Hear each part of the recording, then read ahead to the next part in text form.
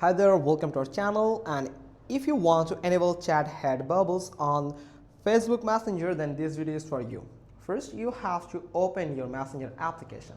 Then you will find three horizontal line button at the top left corner. Simply tap on it. Now you'll find the gear icon here.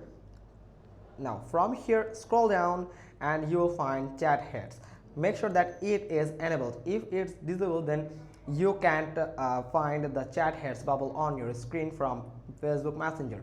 Now if you click on it once, then it will enable chat heads bubbles on your device from Facebook Messenger. Now if someone send any message to your account, then you will find that their chat heads bubbles on your screen, anywhere in your screen, with the message and the notification. Then you can simply tap on it to access their conversation.